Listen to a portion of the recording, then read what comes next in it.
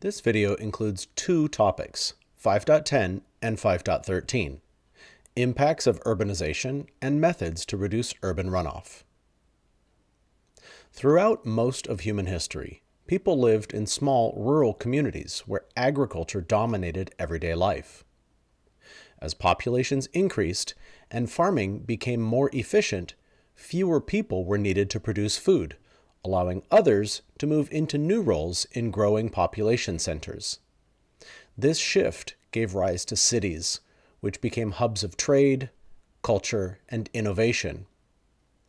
Since 2007, the global population has been primarily urban, marking a major shift in how humans interact with their environment. Today, with over 10,000 cities worldwide, thousands of which have more than 1 million residents, urbanization shapes economies, ecosystems, and lifestyles alike. While this growth fuels opportunity and development, it also introduces environmental challenges and sustainability concerns that must be addressed through careful planning and management.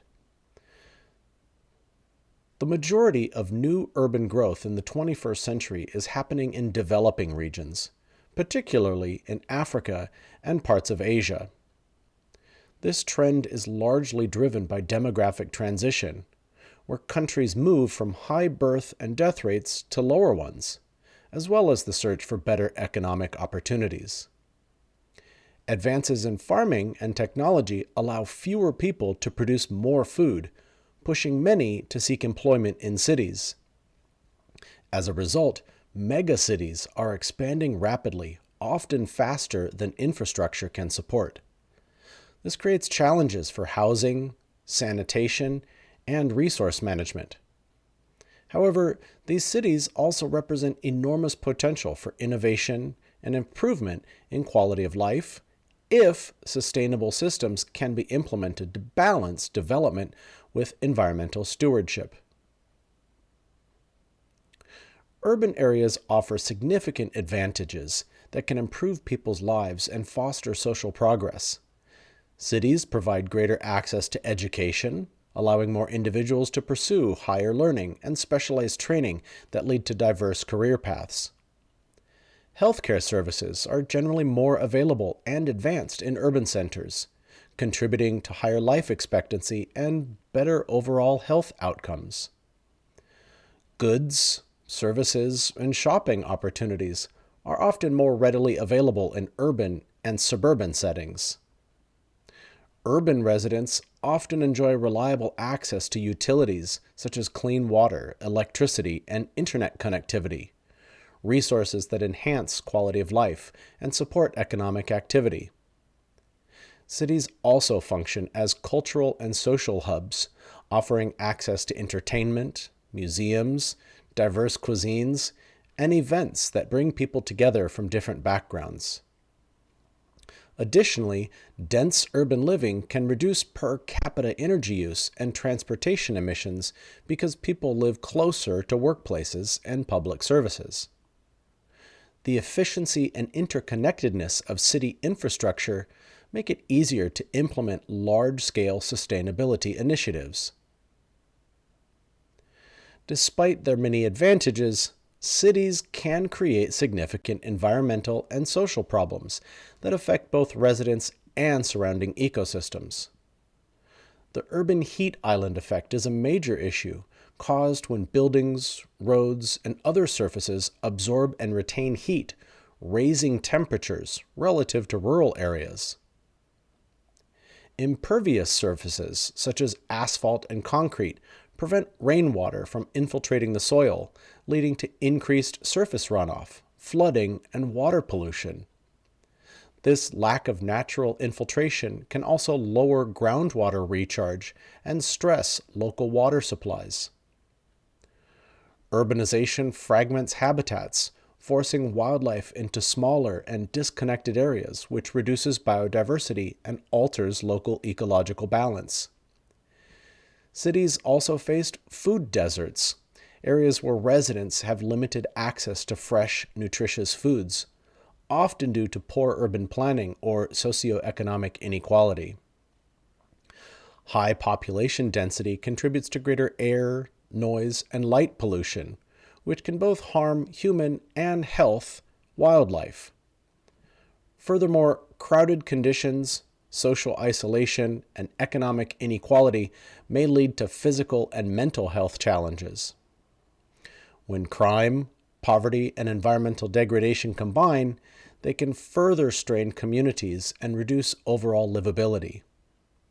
These issues underscore the importance of sustainable city planning and equitable access to resources to ensure that urbanization benefits all inhabitants. Urban and suburban landscapes are often dominated by impervious materials like concrete and asphalt that prevent water from infiltrating the soil. This creates large volumes of surface runoff, which can overwhelm storm drains, erode landscapes, and carry pollutants into waterways.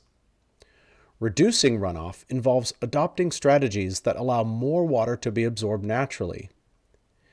Increasing tree cover and green spaces can help capture rainfall, while green roofs and rain gardens filter and slow down runoff. Limiting excessive land development and encouraging public transportation reduce the amount of paved area. And although expensive at present time, even replacing impervious surfaces with permeable pavements also improve groundwater recharge. These methods not only mitigate flooding, but can also enhance urban beauty and biodiversity, creating healthier, more resilient cities. Urban sprawl occurs when cities expand outward into surrounding rural or undeveloped areas, often due to a desire for more space, cheaper land, and cleaner air. This process is fueled by rising populations, affordable automobile travel, and zoning laws that encourage low-density residential development. Primary drivers of migration out of dense city living and into suburban areas include wanting to live in lower density neighborhoods, cheaper land as compared to the cost in dense cities, less pollution, less noise, and even a desire to segregate and coexist with people who share similar political, economic, religious, or racial worldviews rather than the oft-times more diverse one found within cities. Urban sprawl and urban blight are different yet connected processes. As people move away from city centers, infrastructure, such as roads, utilities, and public services, must stretch farther, increasing costs and environmental impacts. Urban sprawl creates a cycle in which more land is developed to accommodate commuters, leading to further habitat loss, higher emissions, and greater dependence on cars. On the other hand, urban blight represents the decline of inner-city areas as investment and residents move elsewhere. Blight begins when economic activity decreases, property values fall, and maintenance declines, resulting in abandoned buildings and unsafe living conditions. Like urban sprawl, this cycle is self-perpetuating. Businesses leave, tax revenues drop, and public services deteriorate, discouraging reinvestment. Sprawl and blight are connected. As more people leave for the suburbs, downtown areas lose vitality, accelerating decay. However, they are distinct phenomena. Sprawl is the outward growth of cities, while blight is the inward decline of existing ones. You may wish to pause the video here for an opportunity to compare these two phenomena more closely. Gentrification occurs when new, often wealthier residents move into older or previously low-income neighborhoods, leading to rapid changes in housing, culture, and demographics. On one hand, it can revitalize neglected areas, bringing investment, safer streets, and improved public spaces. However, these benefits often come at the cost of rising property values and rent, which can displace long-term residents who can no longer afford to live there. In the United States, nearly every urban area has been or is currently experiencing at least some level of gentrifying activity. This shift often alters the cultural identity of neighborhoods, sometimes erasing the history and character that made them unique. Gentrification highlights the tension between urban renewal and social justice, how cities can grow and modernize without pushing out the very communities that give them life. Thoughtful policy and inclusive planning are essential to ensuring that revitalization benefits all residents, not just a select few. Now, here's a short video to talk more about gentrification.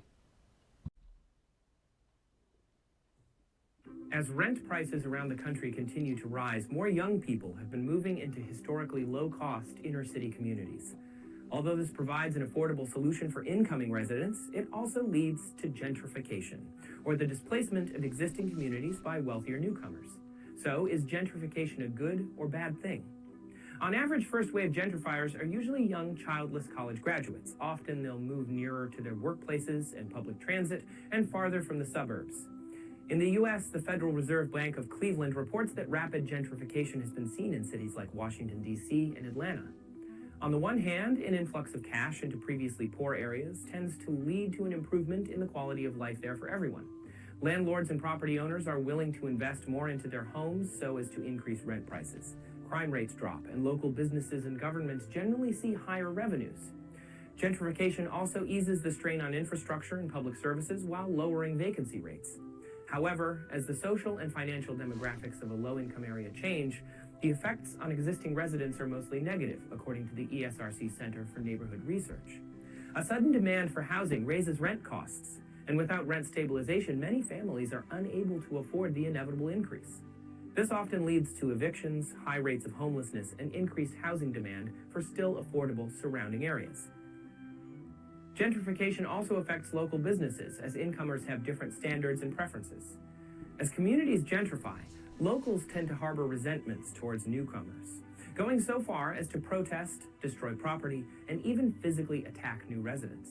In San Francisco during the late 90s tech boom, an anti-gentrification group called the Mission Yuppie Eradication Project was responsible for slashing car tires, keying expensive vehicles, breaking windows, and vandalism. There are differing views on the role of gentrification in the way societies develop, and whether or not this practice is ultimately beneficial or detrimental to a community. Still, without significant opposition legislation like rent control laws or a decline in the overall housing market, gentrification is an inescapable phenomenon as people seek out affordable rent. That concludes this video. Take care.